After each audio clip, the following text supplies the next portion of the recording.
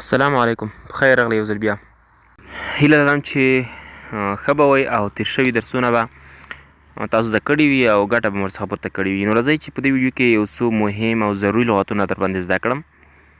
د ویډیو تر پایه سره پاتې شئ او هغه لغتونه چې مې درته راوړي دي تر څو له هغه ټولو څخه تاسو برخمن شئ، زده کړئ او ګټه ورڅخه واخلئ. راځئ چې درس شروع کړو او لغتونه شروع کړو. لومړی لغت دی milk.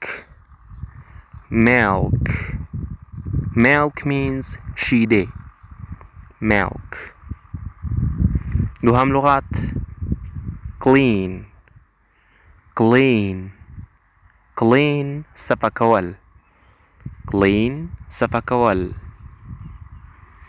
بل لغت دی after. After. After وروسته. After وروسته. خواږو ملګرو دغه وروسته د وخت په اړه وروسته لپاره استعمالیږي، نه د موقعیت په اړه. under. Under. Under means لاندې. Under. draw. Draw. Draw means رسمول. Draw رسمول. finish. Finish. Finish ختمول. Finish ختمول. start. Start.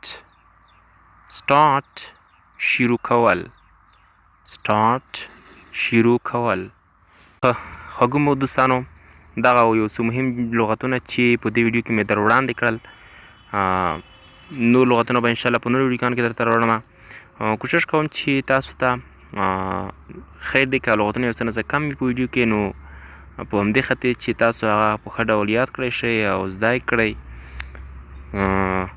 نو په همدې خاطر لغتونه یو څه نه څه کم راوړم.